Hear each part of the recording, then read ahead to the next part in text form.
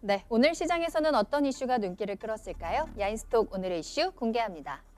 오늘의 이슈입니다. 지금은 현금 보유 혹은 성장주 매수 선택은입니다. 이번 주 코스피는 크게 출렁였습니다. 18일에 2% 급락한 이후에 19일에는 소폭 반등을 했지만 20일에는 또 3%대 폭락하면서 큰 한숨을 안겨주더니 오늘은 1%대 반등에 성공을 했는데요. 그동안 2,400선을 돌파하며 숨가쁘게 상승했던 코스피가 2,500선을 앞두고 코로나19 재확산에 가로막혀서 변동성을 확대했습니다. 코스닥도 마찬가지입니다. 지난주 850선까지 뚫어냈던 코스닥은 결국에는 800선이 붕괴됐고요. 여전히 회복하지 못한 채 한 주를 마무리했는데요. 이번 지수 하락이 코로나19 2차 팬데믹 공포감과 함께 찾아온 터라 일각에서는 3월 폭락장이 재현되지는 않을지 우려하는 목소리도 있습니다. 전문가들은 코로나19 재확산이 이번 증시 조정의 빌미가 되기는 했지만 상승 추세 전환의 시그널은 아니라면서 3월처럼 증시가 급락하는 모습은 재연출되기 힘들 것이라고 분석하고 있습니다. 다만 코로나 확진자 수가 계속 증가하고 있고 미국의 추가 부양책을 확인하기 전까지는 기간 조정이 이어질 수 있는 만큼 그에 대비한 전략이 필요하다고 말하는데요. 당분간 시장 상황을 지켜보면서 증시가 반등할 때까지 현금 보유 비중을 늘려야 한다. 그리고 조정 이후에 빠른 회복력을 나타낼 수 있는 업종에 관심을 가져야 한다라는 의견입니다. 네, 변동성 큰 시장입니다. 대응 전략 체크해 볼 거고요. 오늘 금요일이죠. 박동기 전문가님 그리고 김덕호 FA님과 함께하겠습니다. 두 분 안녕하세요. 안녕하세요. 안녕하세요. 반갑습니다. 자, 이번 주 참 힘들었습니다. 드디어 이제 이번 한 주가 마무리된다라는 느낌도 들어요. 정말 시간이 참 안 갔었는데 이제는 다음 주 그리고 앞으로의 시장을 좀 준비해보는 시간 가져보도록 하겠습니다. 시장의 이슈도 좀 체크해보고요. 어떤 전략이 유효할지 한번 알아보도록 할게요. 자, 이야기 나누는 동안 궁금하신 종목들 또 궁금하신 내용들 계속해서 올려주시면 함께 이야기 나눠보겠습니다. 궁금하신 종목과 함께 매수가 비중 올려주시길 바라겠고요. 유튜브 실시간 채팅창 그리고 아자아자 게시판 활용해 보시면 되겠습니다. 오늘도 300명 함께하고 계시네요. 금요일에 불금을 야인시대와 함께하시는 모든 분들 다음 주에 모두 수익 보셨으면 좋겠고요. 오늘 내용들도 잘 참고해 보시길 바라겠습니다. 주미영 님이 그렇지 않아도 헷갈려서 힘들었는데 오늘 주제 감사합니다 하셨는데요. 해답 좀 드릴 수 있었으면 좋겠네요. 자, 본격적으로 이야기 나눠보도록 하겠습니다. 변동성이 정말 컸죠. 급락했다가 그래도 변동성을 좀 낙폭을 만회하기는 했는데 아직 완전히 만회하지는 못하고 있는 상황입니다. 테마주 점검도 좀 함께 해봐야 될 것 같고요. 이 변동성이 확대되는 가운데에서 이에 대한 피해를 피할 수 있는 쪽은 어디인지 한번 체크해 봐야 될 것 같아요. 일단은 박동기 전문가님, 네. 지금까지 시장을 좀 끌고 왔던 주도 섹터들이 분명히 있죠. 근데 이제 시장의 변동성이 좀 출렁거리면서 그 중에서도 이제 진짜 알짜배기 섹터가 어디인지, 종목이 어디인지 좀 점검해 봐야 되는 때인 것 같거든요. 전문가님이 보시는 성장주 어디로 보시고 계실까요? 지금 이제 이번에 그 코로나 사태가 지금 이제 터지고 나서 구경제, 신경제라는 얘기가 지금 나올 정도로 예, 그 완전히 이제 신용어가 지금 새로 이제 등장하는 그런 국면인데 네. 지금 성장주 하면은 반대말이 가치주죠, 그죠? 네. 예, 가치주 하면은 또 앞에 생략되어 있는 게 이제 자산 가치. 성장보다는 현재 가지고 있는 이제 가치가 얼마나 높으냐. 거기에 반대되는 게 지금 성장주인데 네. 지금 그러니까 코로나 사태 터지고 나서 이제 지금 성장주를 저에게 꼽으라 그러면 한 세 가지 섹터로 꼽을 수 있을 것 어떤 같아요. 걸까요? 자, 첫 번째는 언택트. 네. 자, 신조어죠. 언택트. 그러니까 코로나 사태로 인해서 이제 비대면 서로 이제 사람과 사람이 만나지 않는 이 비대면 플랫폼 산업. 이게 이제 대표적으로 성장주, 성장 산업이 아니겠나 이렇게 지금 보여집니다. 네. 그래서 언택트 관련되는 종목으로 우리가 많이들 이제 테마주로 얘기를 했었습니다만은 대표적으로 네이버나 카카오 같은 이제 온라인 인터넷 산업 또 뭐 쇼핑몰도 될 테고 또 온라인 교육 쪽이나 이런 쪽에 이제 다양한 그 산업들이 아마 그 해당이 되지 않을까 생각이 돼요. 네. 그래서 이제 언택트 관련되는 산업을 첫 번째로 성장주 쪽으로 꼽을 수가 있겠고 네. 두 번째는 역시 누가 뭐래도 가장 핫한 지금 전기차 쪽이 아닐까 싶어요. 맞아요. 예, 성장주 하면은 대표적으로 지금 전기차가 지금 떠오르지 않을까 지금 생각이 되는데 뭐 21세기 자동차 산업의 새로운 대안이다. 내연기관을 이제 대체할 수 있는 그 그 산업으로 지금 그 자동차로 전기차가 지금 떠오르고 있는 상태고. 그리고 이거는 뭐 바이오를 세 번째 섹터로 한번 꼽아봤는데 네.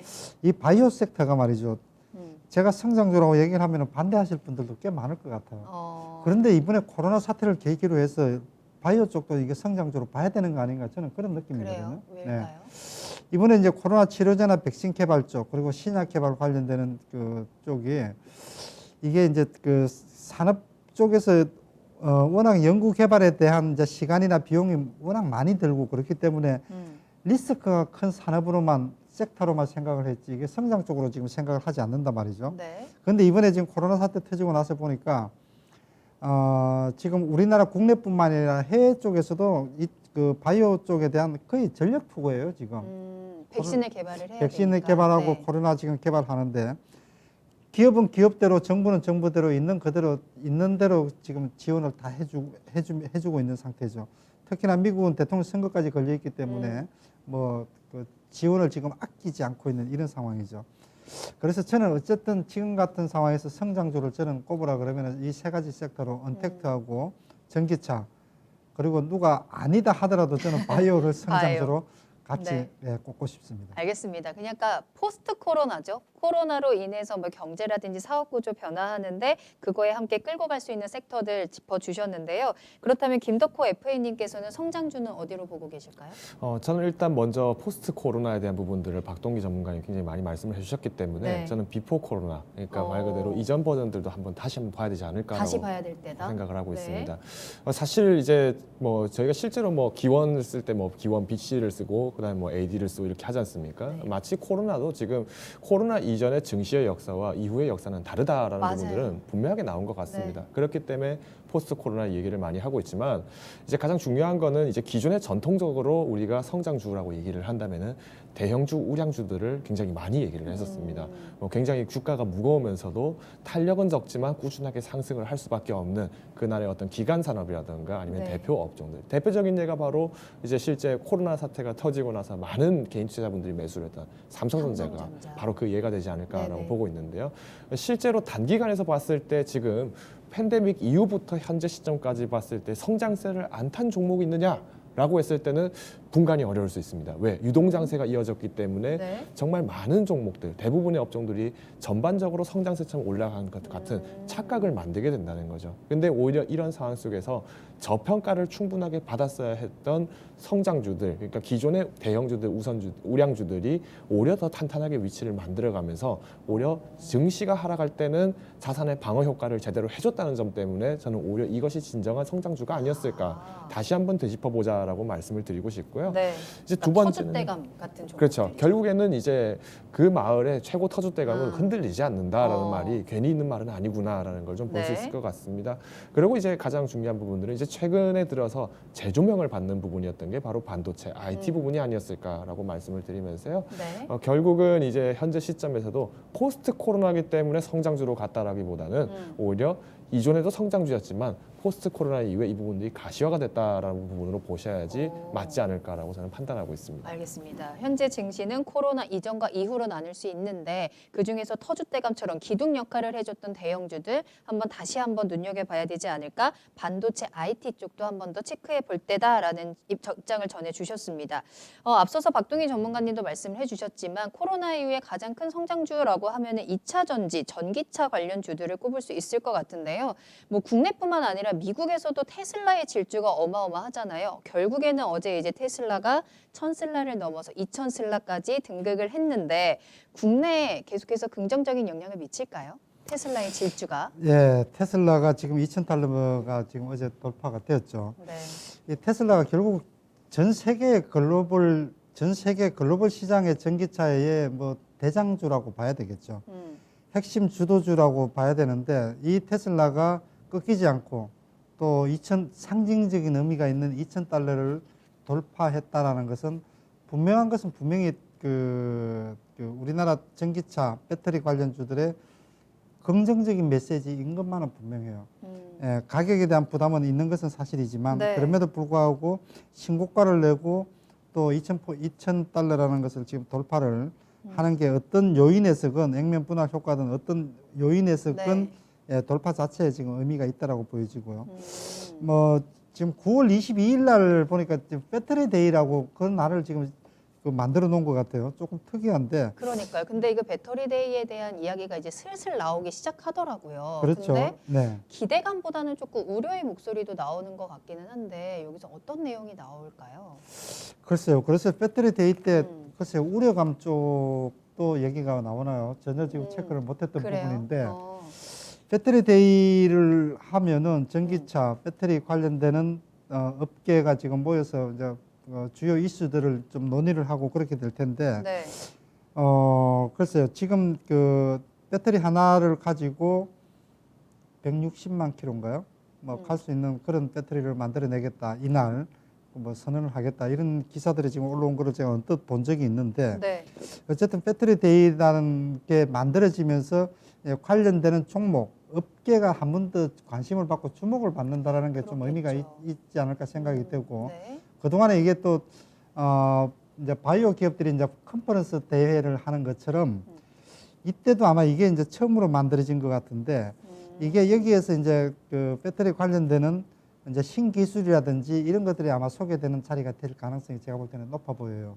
그렇기 때문에 어쨌든 이러한 배터리 데이도 그렇고 테슬라가 $2,000 돌파하는 것도 그렇고 어쨌든 우리 국내 시장의 전기차 관련주, 배터리 관련주들에게는 긍정적인 모멘텀이 될 가능성이 높다. 충분히 될 수 있다. 이렇게 보여집니다. 알겠습니다. 테슬라의 질주 아무래도 국내 관련주들도 함께 계속 끌고 가지 않을까 잘 버텨주고 있는 모습인데 FA님께서는 어떻게 보세요? 이제 테슬라가 어제 올라간 건 또 액면 분할을 앞두고 또 올라간 이유도 있거든요. 이 액면 분할이 주는 효과는 어떨까요? 실제로 이제 액면 분할, 그러니까 우리나라로 대표적인 액면 분할 사건을 얘기를 하면은 일단 삼성전자를 들 수 있을 것 같고요. 그 다음에 롯데 칠성입니다. 롯데칠성. 그러니까 실제로 이제 관련해서 말씀을 드리면은 이제 삼성전자 같은 경우는 액면 분할을 하고 나서 단기간에서 조정은 반드시 나타났습니다. 네. 그럼에도 불구하고 현재 주가로만 말씀을 드려도 이미 55,000선 이상을 회복을 했다는 점을 봤을 때는 액면 분할 전 가격, 그러니까 대략 한 250만 원에서 60만 선 이 가격을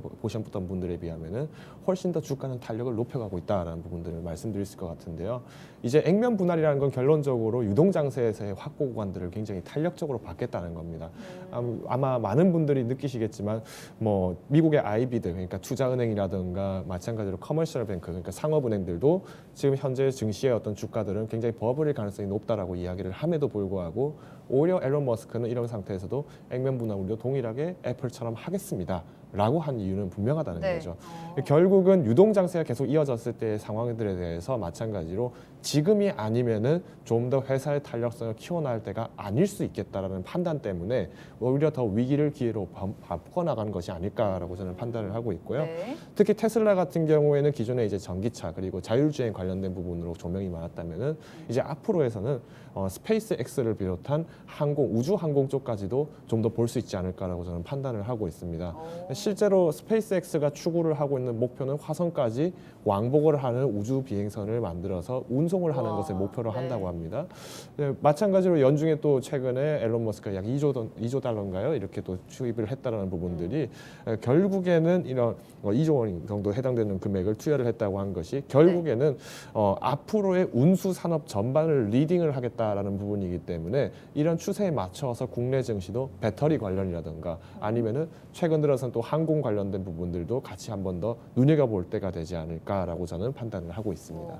그럼 이 테슬라의 그 배터리 데이에 대해서는 어떻게 보세요? 보니까 그날 배터리 가격이나 뭐 100만 발 배터리에 대해서 이야기 나올 건데 어떤 회사랑 손을 잡을 것이냐가 관건이고 근데 중국의 CATL이 주목을 받는다. 그럼 LG화학에는 조금 악재가 되지 않을까라는 우려인데 이 배터리 데이의 내용에 대해서 좀 악재로 작용할지 호재로 작용할지 지금 좀 미리 알 수 있을까요? 예상을 해볼 수 있을까요? 우선적으로 지금 이제 CATL 같은 경우에 기존에 이제 1순위 협상 대상자로 여겨질 가능성이 있다라고 하는 이유는 기존의 매출 비중에 대한 잠재력이 굉장히 높았기 때문입니다. 그러니까 네. 이미 시장 잠식에 대한 구조가 탄탄했기 때문에 이런 부분에서 오히려 CATL이 높지 않았느냐라고 하지만 현재 지금 어떤 미국에서의 정책적인 문제들이 굉장히 많이 나오고 있고 또 이제 마찬가지로 중국 간의 어떤 이제 갈등 부분들이 나타나고 있는데 네. 많은 분들이 오해를 하시는 게 트럼프 때문에 중국과의 갈등이 억해졌다라고 보시는 분들이 있습니다. 근데 오히려 이 부분들이 착각이다라고 말씀을 드리고 싶은 것이 바이든 정권이 들어선다 하더라도 중국과 미국 간의 패권 갈등은 절대 사라지지 않을 것이다라는 거죠. 오히려 대통령이 당선되기 위해서 나라의 주권을 주는 격이나 마찬가지이기 때문에 이런 부분들을 과연 바이든이라고 해서 포기를 할 것이냐라고 볼 때는 오히려 조금 그럴 가능성은 적지 않겠느냐. 아무래도 미국 시장에서도 이런 부분들을 보았을 때는 탄력성도 중요하지만 이에 대해 반사적인 피해도 조금 덜자라는 부분이 나온다면은 네. 오히려 국내에서의 LG화학이라든가 삼성 SDI와 같은 회사들은 굉장히 탄력을 급등을 하기는 좀 어려울 수 있겠지만 그래도 제 위치만 잘 견고하게 지켜준다면 앞으로 2년간의 어떤 그 시장 조정 구간을 지켜주기만 한다면은 충분하게 매력이 있지 않을까라고 저는 판단을 하고 있습니다. 알겠습니다. 자, 계속해서 2차 전지 관련주에 조금 집중이 되는 것 같은데 이 성장주로서 또 2차 전지에 대한 기대가 큰 이유 중에 하나가 정부 이 한국판 뉴딜에 대한 이슈도 함께 가지고 가기 때문인데요. 어제였죠. 이 한국판 뉴딜에 대한 투자 계획을 발표를 했어요. 박동희 전문가님 어떤 내용들이 좀 나왔을까요? 네, 홍남기 부총리가 지금 한국판 뉴딜 앞으로 이제 미래 그 계획에 대해서 지금 발표를 했죠. 네. 2025년까지 114조 원을 투자를 하겠다. 내년에만 20조 원을 투자를 하겠다. 이제 요지가 지금 이렇게 지금 돼 있는데 네. 물론 이제 세부적인 계획을 지금 세우고 있고 뭐 일부 안을 지금 발표를 했습니다만은 결국 이제 가장 중요한 것은 그 포스트 코로나 시대 이제 이 사태가 지금 끝나고 난 이후에 신산업 쪽에 대한 인프라 투자를 지금 하는 게 지금 가장 중요하다고 생각이 돼요. 네. 근데 이제 문제는 뭐냐면은 이제 경기 부양 효과 쪽에 좀 이렇게 또 포커스를 두고 이게 당장의 성과가 나오니까 말이죠. 정치적인 판단을 좀 하는 게 대한 좀 우려를 좀 하고 있다라는 거죠. 그래서 지금 멀리 보고 신산업 네. 쪽에 투자를 하면서 중장기적인 그 성장 동력을 확보하는 그런 인프라 쪽에 좀 집중적인 투자가 돼야 되는데 네. 이렇게 지금 막대한 돈을 지금 단순 경기 부양 효과, 당장의 효과가 나타나는 쪽에 투자를 하게 된다 그러면은 투자한 것만큼 또 효과가 일어나지 못할 수도 있다. 이런 이제 얘기들까지도 이제 하고 있는 그런 투자의 상태죠. 방향성을 좀 체크해 봐야 되는 거네요. 그렇습니다. 네. 그래서 지금 한국판 뉴딜 이렇게 이제 이름을 거창하게 이름을 지어서 막상 자금을 쓰는 것은 당장의 성과에 좀 급급한 이런 쪽에 이제 투자가 된다 그러면은 사실 조금 그 추후에 네. 좀 평가를 좀 크게 좀 받지 못할 부분이 있다라고 생각이 되고요.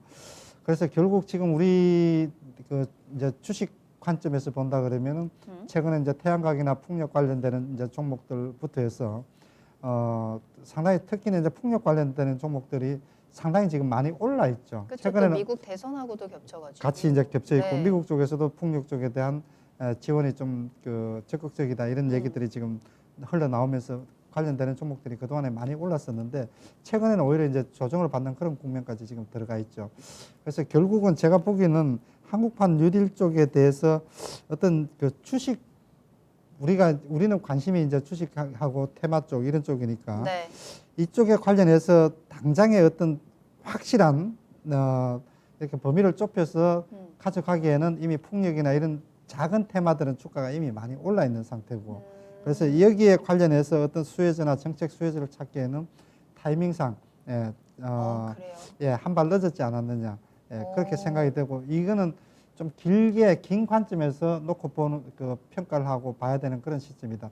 주식 관점에서는 당장의 어떤 정책적인 수혜를 직접적으로 받는 종목이나 테마를 찾기에는 조금 어렵지 않을까 저는 일단 그렇게 생각이 됩니다. 이 정부의 한국판 뉴딜 이 투자 방향성을 한번 체크를 해봐야 되면서 관련된 종목들을 좀 장기적으로 보면은 괜찮겠지만 지금 당장의 대응으로는 조금 힘들지 않을까라는 의견이었는데요.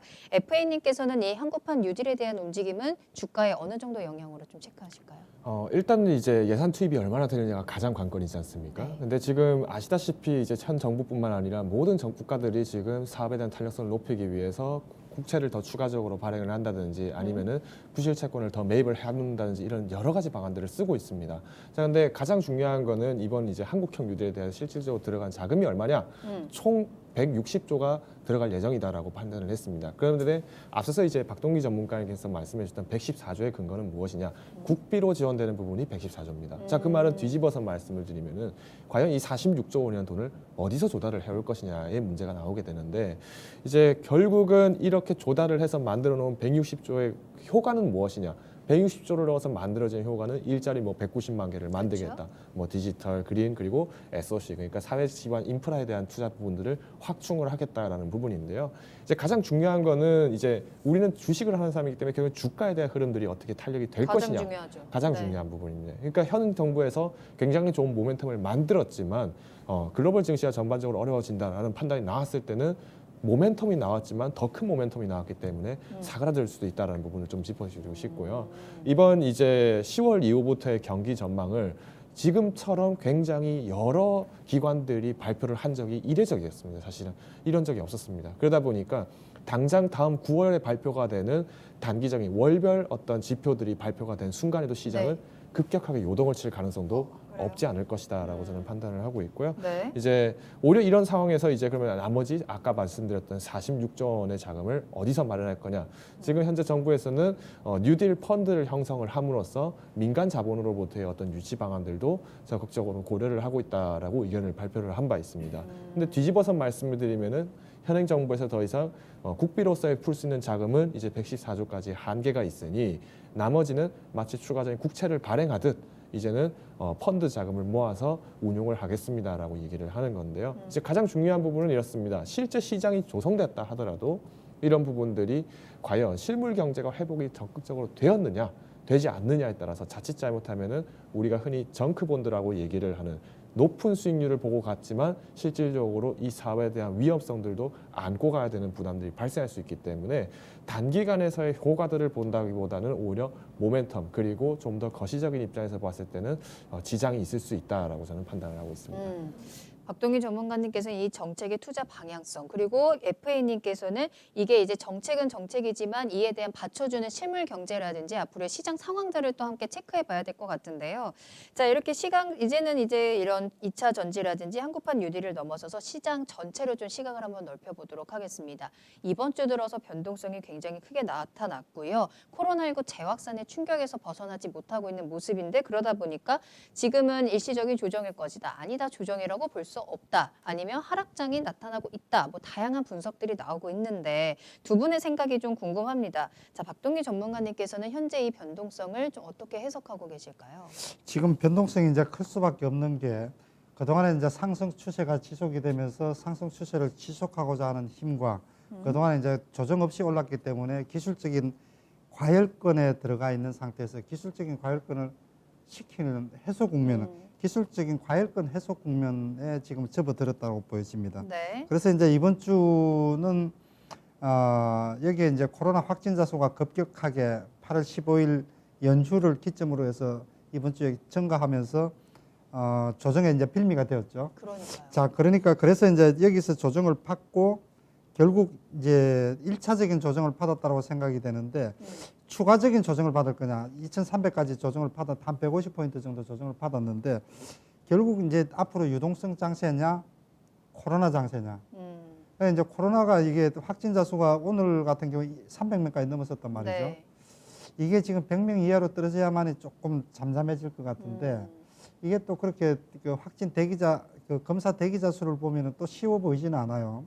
또 시간이 이번 또 주말이 또 고비라고 하더라고요. 또 고비가 될 네. 테고 그래서 이제 이런 부분들을 종합적으로 감안을 해볼 때 지금 자리에서 추가적으로 단기적으로는 추가 하락이 지금 나올 수 있다 하더라도 지금 현재 자리에서는 여전히 지금 유동성 장세의 힘도 사실은 묻지 못한다고 보여져요. 아직 죽지 않았거든요. 그렇습니다. 네. 거기에다가 네. 이제 그 실물 경제 부분에서 본다 그러면은 전 세계에서 지금 OECD 국가에서 평가하기를 네. 올해 GDP 성장률을 유일하게 우리나라만 OECD에서 상향 조정을 했습니다. 마이너스 1.2%였다가 마이너스 0.8%로 이제 상향 조정을 하게 되었는데 그만큼 최근에 그 주가 상승에 대한 뒷받침을 해주는 요인이라고 봐야 되겠죠. 전 세계에서 주식 상승률은 브라질, 인도에 이어서 세 번째인데 그 GDP 성장률로 본다 그러면은 오히려 시간이 지나면서 우리나라를 지금 긍정적으로 보는 평가가 많기 때문에 실물 경제 부분과 네. 유동성 장세 이런 관점에서 본다 그러면은 코로나 사태로 인해서 3월처럼 급락으로 가는 것보다는 단기적으로 부분적으로 조정을 받는다 하더라도 어느 시점에선가 재상승으로 돌릴 가능성이 높다 이렇게 보여집니다. 알겠습니다. 그럼 김덕호 FA님께서는 이번 주 변동 장세 어떻게 보셨을까요? 우선은 이제 임상에 대한 기대감들이 충분하게 있었기 때문에 유동은 계속 이어지고 있었다는 부분을 말씀을 드릴 수 있을 것 같고요. 특히 이제 개별 종목에 대한 강세들이 좀 더 두드러지다 보니까 지수는 하락을 하는 것도 아니냐 이런 어떤 공포감들이 나왔던 것 같습니다. 근데 이제 가장 중요한 부분들은 이제 결국 왜 이렇게까지 떨어졌느냐. 앞서서 이제 일부 때도 잠깐 언급은 드렸지만은 FOMC에서의 어떤 이제 의사록들이 지금 현재 보건 위기에 대한 부분들이 중기 그리고 이후에 어떤 여파들에 큰 영향을 줄 수 있고 현재 상태에서는 다소 부정적일 수 있다라는 판단 때문에 증시가 달러간 거거든요. 네. 자 그러면 3월의 기준으로 돌아간다고 하면은 우리는 3월에 많은 어떤 IB들 그리고 이제 투자자들 애널리스트들이 I자형 혹은 L자형이 될 가능성이 있다라고 판단을 했지만 결국은 V자 반등을 성공을 했습니다. 원인은 우리가 동학개미라고 하는 이런 좋은 주체들이 새롭게 등장을 하게 되었기 때문에 견고한 반등을 할 수 있었다라고 말씀드릴 것 같은데 이제 9월의 문제점은 공매도가 들어왔을 때 과연 그 주체는 우리 국내에서는 어떤 주체가 그것을 받아가 줄 것이냐 네. 오히려 하락을 방어해 줄 수 있을 거냐 이런 부분들 때문에 어디까지 우려감은 나타나고 있지만 유동은 계속 유효하지 않을까라고 저는 판단을 하고 있습니다. 그래요? 그럼 앞으로 계속해서 조금 상승 추세는 살아 있다라고 보시는 건가요? 상승의 탄력은 떨어질 수 있겠지만 여전히 견고하게 우상향을 그래요. 갈 수 있는 가능성도 있지 않을까라고 저는 근데 보고 있습니다. 계속해서 말씀하신 것처럼 9월에 여러 가지 또 이슈들도 있고 10월 이후에 경제 전망도 나오고 있기는 한데 계속 이제 출렁거릴 수 있는 요인들이 계속 이제 지뢰처럼 이제 기다리고 있잖아요. 네 그렇습니다. 그런데도 계속 성장 추세 이어갈까요? 아니면 습관을 이어갈까요? 오히려 이제 지금 현재 시점에서 매도를 무리하게 하는 것이 오히려 더 낙폭을 키워갈 수 있습니다. 오히려 이렇게 혼조가 있고 뭔가 리스크가 잠재적으로 있을 때는 마찬가지로 지금은 현금을 가지고 있어도 현금으로서의 자산 가치가 떨어지기 마련입니다. 그러다 보니 오히려 주식장에 머물러 있을 가능성들이 훨씬 더 크지 않을까라고 저는 보고 있고요. 네. 그런 어떤 기조들이 방어 기조들이 만들어지면서 손실이 나더라도 안고 있다 보니 결국 시장이 회복이 되면서 자연스럽게 이런 부분들이 또 수익으로 돌아오게 되는 부분을 고려를 해본다면은 네. 어디까지나 상승의 가능성은 충분하게 열려 있다라고 저는 말씀을 드리겠습니다. 그러면은 지금 시장에서 현금 보유를 하는 게 맞다고 생각하세요? 아니면은 이 저가 매수 전략으로 성장주에 투자를 해야 된다라고 보세요? 저는 만약에 지금 현 시점에서 원화 기준으로 말씀드리자면 저는 과감하게 성장주를 한 번 더 볼 것 같습니다. 네. 오히려 현금도 굉장히 비중은 늘려놔야 됩니다. 하지만 가치주에 대한 투자를 조금 축소시키되 성장주 쪽을 바라보는 게 맞지 않을까 저는 그렇게 보고 있습니다. 그래요? 그럼 성장주 조금 더 이 투자 전략에 대해서 한 번 더 정리를 해볼까요? 먼저는 이제 성장주 쪽으로 말씀을 드린다고 하면 네. 실제로 이번에 모건 스탠리에서 달러가 연준의 가장 최고의 안전자산이 될 거다라고 얘기를 했습니다. 근데 문제는 뭐냐? 달러 가격이 굉장히 떨어져 있는데도 불구하고 이 저렴한 달러가 안전자산이 된다라는 부분에서 미국 증시에서는 공포장으로 와버린 거거든요. 자, 근데 이제부터는 어떻게 보셔야 되냐? 미국인들의 입장에서는 달러가 싸기 때문에 훨씬 이자가 높거나 수익이 높은 이머징 시장이나 한국이나 중국 시장에 투자를 했단 말이죠. 네. 자, 이런 부분들은 마치 국내에 있는 많은 분들이 또 대출을 받아서 무리하게 투자를 했던 경우가 발생하는 부분과 유사하게 나타나는 겁니다. 결국은 환율이 올라간다, 즉 달러에 대한 수요가 다시 올라갈 때는 증시 전반적으로 어려워진 상황이 되었을 때 되는 건데 이런 상황일 때는 이제 증시가 전부 급락을 하게 되는 상황이기 때문에 네. 어디까지나 유동성의 둔화로 보시는 것이 맞고 앞으로의 성장주를 접근을 한다라고 하면은 앞서서 잠깐 예시로 보여드렸던 어떤 코스피 지수에 대해서 코스피 50이나 100과 같은 전통적인 어떤 대형주 우선주들이 조금 더 견고하게 버텨주지 않을까라고 저는 판단을 하고 있습니다. 알겠습니다. 그럼 박동기 전문가님께서는 지금은 현금 보유할 때다 아니면 성장주에 투자할 때다 어떻게 보세요? 이게 참 둘 중에 하나 똑 부러지게 답이 안 나오죠. 예, 지금 그래서 일단 단기적인 시장 흐름을 보면은 단기는 지금 조정 흐름이 조금 더 강하지 않겠나 좀 생각이 되는데 네. 단기 조정 후에 중기적인 상승 추세는 지속될 가능성이 높다. 일단 저는 시장 흐름을 이렇게 지금 보고 있는데요. 이제 결론적으로 키를 쥐고 있는 건 국내에 지금 코로나 확진자 수가 아마 여기에 따라서 이 변동성이 당분간은 더 지속이 될 가능성이 높은데 그래서 현재 기준으로 본다면은 저는 현금 보유 쪽보다는 일단 그 성장주 투자 쪽을 쪽으로. 조금 더 우세하게 조금 더 그 보고 싶다 이렇게 지금 생각이 되고요. 네. 이렇게 생각하는 이유가 이제 1차적으로 그 1차 조정을 지금 받았습니다. 조정을 받은 상태에서 이 강세장에서 너무 지나치게 보수적인 마인드를 갖는 것도 그것 또한 일종의 리스크라고 생각이 돼요. 너무 지나치게 지금 장이 조금 불안불안하니까 에이 네. 모르겠다 주식 있는 거 좋은 거든 안 좋은 거든 다 팔아버리고 현금 들고 있으면은 이게 바닥권에서 팔고 또 올라가면 또 잡아야 되고 강세장에서는 현금 들고 있는 사람이 주식 들고 있는 사람보다 잠을 더 못 자요. 더 불안해요. 그게 강세장의 특징이거든요. 네. 그러니까 지금 장이 강세장이냐 이제 조정으로 접어들었느냐 물론 이제 100% 명확하게 진단을 하기는 그거 간단한 문제는 아니지만 지금 같은 경우에 그래서 여전히 주식 쪽에 대한 비중이 더 높아야 된다는 게 지금 저는 기본적인 그 생각이고 네. 조정이 설령 여기서 부분적으로 더 들어온다 하더라도 그 가격 이제 그 조정의 기간 그리고 또 조정의 깊이 이런 부분들이 그렇게 생각보다 그렇게 깊지 않을 가능성이 높다라고 보여집니다. 알겠습니다. 자, 이렇게 해서 오늘 두 분과 함께 앞으로의 시장 전략, 현금 보유해야 되는지, 투자를 해야 되는지 좀 체크를 해드렸고요. 다양한 이슈, 테마주 점검도 해드렸으니까요. 참고해 보시길 바라겠습니다. 야인스톡 여기서 마무리하겠습니다.